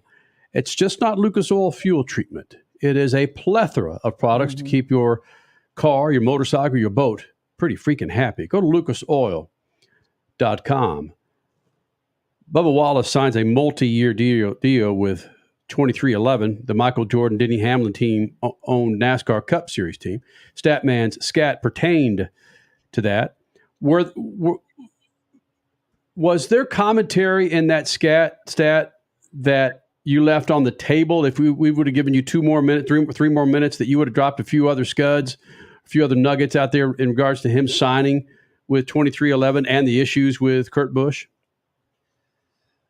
Yeah, I think I talked about Kurt Busch last week, that how Monster Energy has got a finger in that pie, is stirring things around, and took Kurt Busch. They represent Kurt Busch, took him out of the car, and put Ty Gibbs in the car, grandson of the man who owns the team that 2311 is got a working relationship with. And this one, I think Darrell Wallace was having some problems. He wasn't performing well, and he didn't start performing well until 23XI made a move to get Tyler Reddick. And suddenly a one-car team last year was going to become a three-car team if Wallace could have stayed on the team. So suddenly he starts running better. They see this thing happen with Ty Gibbs, a young kid. Kurt Busch is ready to retire. And so a lot of things were happening behind the scenes, and it all boiled down to, Darrell, you better get your act together or you might be out of here. So we know how Michael Jordan is a winner, wants to win, is passionate about winning. And he probably set him down and say, look, I'm giving you millions of dollars here. And if you can't get into the top 10, much less win a race, we got a problem with that. And suddenly he's in the top 10 and doing well. I don't think Barker is the reason why that's happening. Especially after I looked up his official record and showed that, he's maybe because he hasn't had the right cars, but all this stuff patting him on the back, putting the team together and so forth. Then why sign him to a multi-year deal? Is it to alleviate any questions that he may have? And he is a sensitive guy, and I'm not knocking him for that, but he is a sensitive guy. Does the multi-year deal provide a sense of relief to him to where he can focus on strictly just driving that freaking race car for 3 years? I think that's what we're going to find out, is that he's got the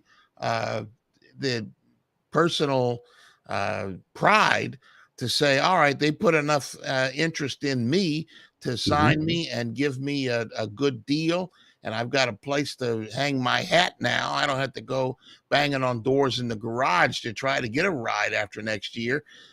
So yes, if he's got enough personal pride to go out there and step up, he's already doing it. He's even today, he was running in the top 10 for a while, had some problems at the end, finished, I think, 13th or 14th. So yes, I think, and I'm happy to see it, that he's got enough personal pride to say, I'm going to do this. If Barker did anything, he bought experience, 17 years of experience and 500 races. He knows how to put a car on the track. And Wallace is showing us that he knows how to get that car around the track without ending up in the wall every week. Nobody is talking about Darrell Wallace like they're talking about Ross Chastain. And, even today, Kyle Busch, they've turned Chastain into a verb. I got Chastained. So, Wallace is running hard. He's running at the sharp end of the field, and he's got to win. He's there. He's not just on the plate tracks where everybody comes back to him. He's starting to show that I can run it near the front, even on a road course. And finished second at Michigan last week and was running in the top 5 at one time, and certainly in the top 10 most of the day before he, fell back at the end. Yeah, and I arguably thought that his drive today was more impressive than last week because, yes, he has proven, not just at plate tracks, but at the wider, bigger, longer distanced tracks, that he can be good. He can compete. But today at Richmond, a 3/4 mile track, he was on it. And yeah, barring other things that happened, he definitely had top 10, maybe a top 5 car today. So 13th, I think, was an absolute win for the unfortunate situation at the end. But yeah, he was driving it. He was driving it well today. Yeah, and at short tracks like Richmond or Martinsville or Bristol, those haven't been places where he has done well. So to continue to do well at places where he hasn't, because he's been running in the 20 to 25 range for 2 years now. And now he's running in the top 10 and is running second, like I said, at Michigan. So he's got the skill, and Toyota is probably giving him a pretty good car. Barker has got the team Now, whether Barker could take him into victory lane as often as he needs to be, I don't know that. He hasn't shown the ability to do that with anybody. So we've got to find out. Certainly, Barker is the best crew chief he's had, and Barker has. He was there when the going got good. So you have to say that he's got something to contribute to it. But I don't know if he's going to be a person that's going to put him in victory lane over and over again. Hey, Suave, of course, you man our social media across all facets. What did you see when Bubba signed that multi-year deal? Was it 50-50? Was it 70-30 as far as the appealing to people out there? Or I saw one guy go woke and go broke. Yeah. It's like, oh, man. Well, you're always going to have those idiots. Yeah, you're always going to have, your 15-20% of people being that dope. But I will tell you this.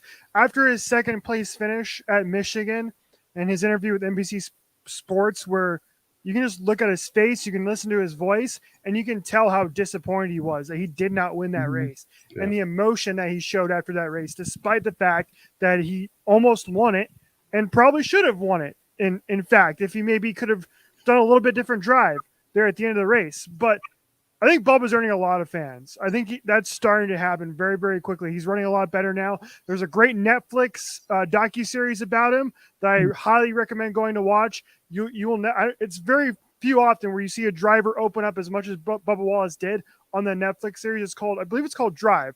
Go watch that. You will immediately become a Bubba Wallace fan. His name is Nick Sanchez, and he joins us next. Your points leader in the ARCA Series here, Lucas Oil Studios. SpeedFreaks, Motorsports Radio, redefined. IndyCar, WWT Raceway, Saturday, August 20th, the Bommarito Automotive Group 500. Icons, legends, and rising stars. Drama at 200 miles per hour. It's not a reality show. It's real life, real fast. The iconic teams, McLaren, Andretti, Foyt, Rahal, Penske, Ganassi. Legendary drivers, Johnson, Kanaan, Castroneves, Newgarden, IndyCar. Only at WWT Raceway. Hey, Freak Nation, whether you're looking for a tire that balances high-performance responsiveness and traction in wet and light snow conditions, excellent handling and traction in off-road situations, or a summer performance tire designed with the driving enthusiast in mind, General Tire has you covered. From the G-Max RS to the Grabber ATX, no matter what you drive, General Tire will get you where you're going. Learn more at GeneralTire.com. General Tire, supporting the Freak Nation for 2 decades.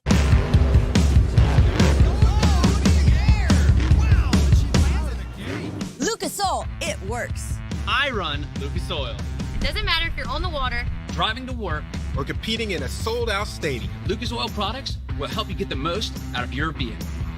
Monster Jam has run Lucas Oil in and on our trucks for over 10 years. we wouldn't run anything else.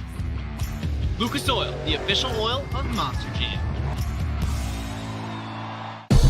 Hey, Freak Nation, did you hear? With the addition of MAV TV Plus to the MAV TV Motorsports Network, they've got their full live event broadcast schedule, a total of 226 live race broadcasts featuring the ARCA Menard Series, the Lucas Oil Late Model Dirt Series, Pro Pulling League, American Sprint Car Series, Pro Motocross, and the Lucas Oil Chili Bowl Nationals. MAV TV, the only television network dedicated to motorsports. Go to mavtv.com to get your motorsports fix 24/7, 365.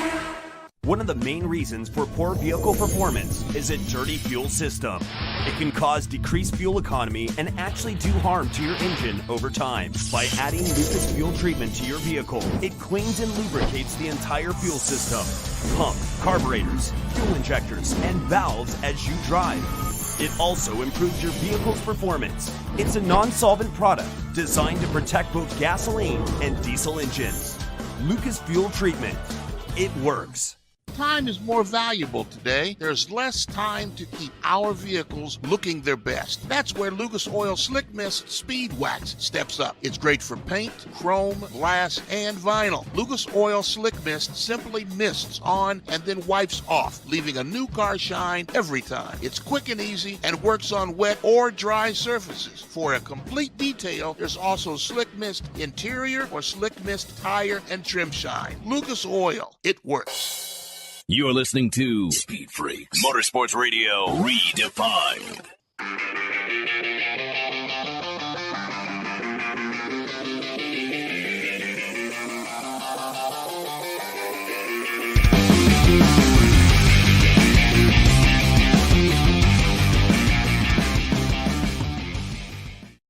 I like this guy. I really do like this guy. His name is Nick Sanchez. He's your points leader in the ARCA Series. Talked to him numerous times. He runs for Max Siegel Racing. And he's just a chill dude. And we caught up with him earlier this week. And we try to bring it out of him. Stat riles him up a little bit, or tries to, and talks about getting fired up and bringing this confidence. But you can't shake this guy. This young guy, Nick Sanchez, running for a championship in the ARCA Series. Enjoy this 10, 15 minutes with Nick Sanchez here in the Freak Nation. Well, Nick, these are my cohorts, Crash and Stat. I know you've seen my face many times there in the media centers, but welcome to the Freak Nation, bud. Thank you guys for having me. Listen, this is how you start off an interview. Because hold on a second. You're not a millennial. What are you, Nick Sanchez? Wait, hold on. Do you want to record this or no? I'm recording. I'm going to be honest. I don't. Okay, let me start this over. Really know. I messed it up. Yeah, hold on. So Nick Sanchez, are you a millennial? You're not a millennial. You're before millennial. What the hell are you?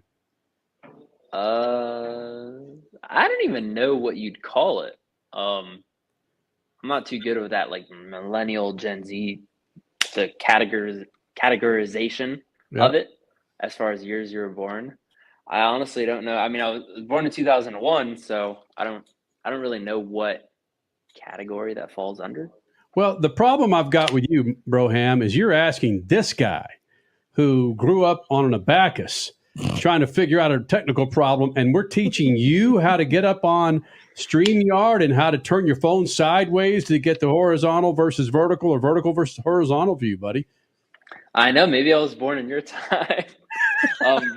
Because I think a millennial or a Gen Z would have known that. But, I'm not the most tech savvy guy.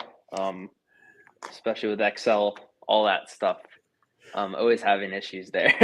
Well, Freak Nation, his name is Nick Sanchez. We've been talking to him quite often because of his driving ability in the ARCA Series, running on those General tires. And now that you've got a number of wins under your belt, do you walk around the office or around the supermarket or maybe around the house with your chest puffed out a little bit more, Nick Sanchez? No. I feel like it's my job. The reward of winning shouldn't be, bragging or whatever you get to say to your team. I feel like it's just, I don't even want to say it's confidence, because I feel like I do not drive off confidence. I feel like it's just my job, and it's what I expect from myself as a driver. It's what I work towards, is winning, even though it doesn't always happen. It takes a lot to put everything together to win. But for me, it's normal. I want this to be a normal way of life for me. I don't want to win and feel a certain type of feeling, even though you always do. I want this to be a norm for me and my team, and I don't want to be shocked when I do win. So the more of that we do, the more comfortable we get as winners, and hopefully it just translates to more and more wins. You mentioned that your win in Michigan was a lot of defensiveness. When did you have this defensive strategy come into play in that, okay, we're going to win this by taking the air off of our competitors? I think it's just something that you always keep in your toolbox at these bigger tracks with the way the ARCA cars race. It's not something you could do in every series just because of, the way the cars race and the package they have at the certain track.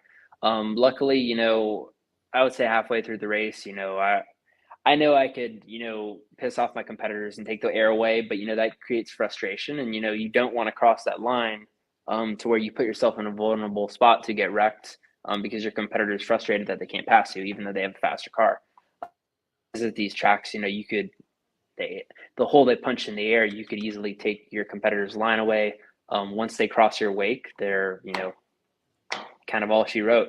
But at the end there, when you have, 10, 11 to go, you have, the finish in sight, and, if you could just hold them off for those laps, you'll walk away with the trophy.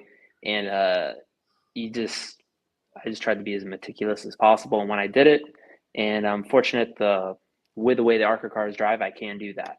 Not every series that would have worked, and I don't want to say got lucky, but it was earned by me and my team. Nick Sanchez, you're talking about walking a fine line to not further upset or not upset too much your competitors out there. That's part of the game. They need to deal. If they've got a faster car, then they need to figure out their own strategies of staying ahead of you. You can't be sitting there playing mental games as well when you are the better driver and you're going to figure out how to beat them. They got to figure that out themselves. Yeah, I mean, it's always, you don't want to poke the bear. You don't want to keep, there's a certain point when you turn your aggression level up. At the end of the race, it was up all the way. I knew we were nearing the end of the race and I was going to give it my all. But, in the first parts where I started leading, I'm really battling the 18, like halfway through the race. You want to be aggressive, but you don't want to be over aggressive because you need to, we have more restarts. We have more opportunities to get back up there. So, there's a fine line and you don't always want to cross it because, you have such a long race to go. So it's just patience. With the 18 there in the middle, I did kind of, I don't want to say let him go, but you reach a point where go on, I don't want to put myself in a bad position. So that was kind of the mindset. I don't know, Nick Sanchez. I'm sitting here listening to you. You talk about confidence. You talk about poke the bear. You won the ARCA race at Michigan. You need to do more than poke the bear. You need to smack the bear. Come on, dude. You need to grab the bear and shake him by the collar and bang his head against the rail in the cage. Come on, dude. You've got to be a driver, and a driver takes confidence, and you need to know that they know that when they come up against you, they got their hands full. Yeah, I mean, I'm more the quiet type. I do a lot behind the scenes, to push myself, and I don't always show that to competitors, to media, just because it's, I don't know, it's the way I do things. But I just, more of the quiet type. I don't talk too much. Try to approach the weekend really quiet, isolated in a box. So I just try to kind of keep that mindset. Okay, there's one thing you need to know. I'm giving you some homework here. The stat man has given Nick Sanchez a race winner in ARCA. I'm giving you some homework. You need to study the guys who win in motor racing. I don't care if it's drag racing or Formula One or ARCA or Legends cars. The guys who win aren't the quiet types, dude. You got to go out there and tell them, I'm here. Deal with it. And that's the confidence that it takes to be a winner. When you get to the end of a race, the last 10 laps, and you got a fourth place car, you need to say, I got the confidence this thing will win, and I'm going to drive it till the wheels fall off in victory lane. See, but confidence, I have this thing, confidence is like momentum. If you finish second, if you win, you're confident in the next race. And I feel like I've never driven off confidence. I've never driven off, just because my results the week prior, I'm more driven to the next weekend. I have, regardless of what track, regardless if I wreck, mechanical failure, just get beat, I always have, a standard that I try to keep for myself. And it doesn't matter the situation. If something just went wrong, stuff's not going well off the track, I don't like to drive off confidence because it's inconsistent. So I always keep a standard, and I try not to veer too far from it. All right. Well, I'm the stat man. This is the Speed Freaks. You go talk to your crew chief and ask your crew chief. This crazy black dude on TV told me about some confidence thing that I should have. And you let your crew chief tell you whether or not confidence should be the number one thing, the most important thing in your tool bag as a driver. Every driver who wins is confident that they can win and that they can take a fourth place car and win that race on purpose. Wow. Okay, Tony Robbins. You're already a million miles ahead of me, dude. I'm not going to take a car and win an ARCA race with it. You know, I was going to wrap this interview about 5 minutes ago, but I got one more for you. Probably wanting to get the hell out of here with Statman coming down on you with a freaking Louisville Slugger. You're going to Confidence, man. Confidence. Max Siegel, I got to talk to him, man. Oh, no. You got a road course coming up.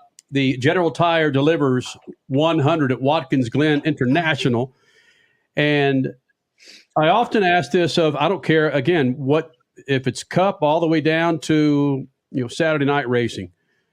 Would you want more road course races in any series that you drive or that you will drive, or are you happy with more ovals than road courses? I feel like me as a driver, I love road course racing. It's what I grew up doing, even though it's a different aspect than what it is now. I do feel like NASCAR is known for the ovals, and they should always have more ovals than road courses. But I do not disagree by adding more street circuits, because I feel like that's a new style of racing, bringing the racing to the fans. I like that. And I wouldn't say we should have an even amount or more road courses than ovals. Because, like I said, NASCAR, it is known for the ovals. That's what everyone throughout the world knows it as. But I would not be opposed to adding more road courses. Will you be running for McLaren next year? I haven't gotten a Zach Brown yet, so I don't know. Everybody else has, it seems like. Everybody else is. That's unless McLaren has a Chevrolet deal, that is not going to happen. I was Chevy. Formula One. I was jumping the gun. Unless Chevrolet decides to start an F1 team, I do not have any plans. I keep the bow tie. Right. Doesn't say McLaren. Nice. Max Siegel McLaren sounds pretty fresh. Not as good as Max Siegel Chevrolet. Yeah, well done. That's the confidence that we're looking for. Step up and, smack some people around a little bit. 20 minutes, but we finally got it. His name is Nick Sanchez. Happy to get him in here. Winner from Michigan, the ARCA Series, which, by the way, you caught on MAV TV. Go to mavtv.com for the full ARCA Series schedule, what races MAV TV will be covering. And, of course, running on those General Tires. Sanchez, it's always greatness, man, when I get a chance to catch up with you. Proud of what you're doing. Go out and kick some more ass, will you? Awesome. I appreciate you guys for having me, and thank you guys for having me, should I All say. right, buddy. It's been great. See ya. Awesome. See ya. Nick Sanchez here in the Freak Nation. And instead, I was waiting on you to drop the line of, you guys are so damn grown up. I got socks older than you. But the way, listen to what he was dishing out. The way to approach a certain drive or the way to approach a certain team. That man is old beyond his years. Well, he's got a couple of things that I'd like to see him learn. So he knows he's got to become familiar with confidence in his own personality. And winning is not the only thing in racing. If you want to attract sponsors, he's got to build up his social media empire. I hope he's doing that. And winning will come if he's good and he gets a good car. But this confidence thing, it's, you got to have the confidence to look somebody in the face and say, I can beat you. I don't care what you have, where you're going or what you're going to do. I'm going to be there ahead of you. And if you can't do that, then you ought to try accounting.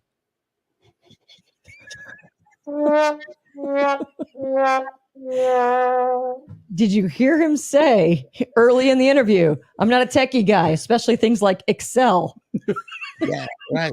And he said he wasn't a techie guy, but then he commenced to explain the car cutting through, punching a hole in the air and taking the air off of other people's spoilers and so forth.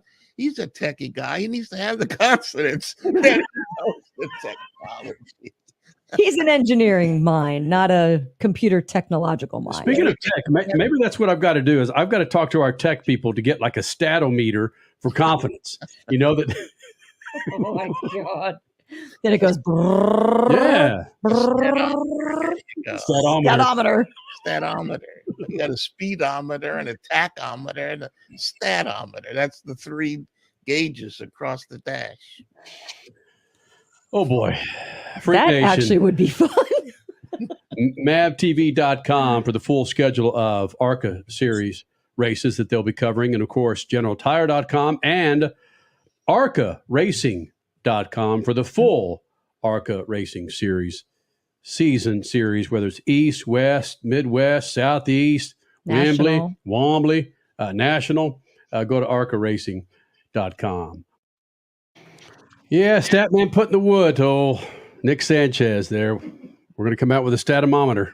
That's an interesting choice of words, putting the wood to him. But Right. See what you did. Hey. there was You know, you know. he's a good driver. But just like Kevin Harvick said earlier, you got to believe that you could do these things. And if you can't, when you climb in the car, if you're going to try your best, then you're not confident that you could win. Freak Nation, we'll do it again next weekend. Make sure you're part of it on a Sunday night. Check out speedfreaks.tv and follow us on Twitter, Facebook, Instagram. We're there for you, man. Be a part of this big old thing. Statman, shoot the juice to the moose and do what? Cut it loose. Later. Speed Freaks, Motorsports Radio, redefined.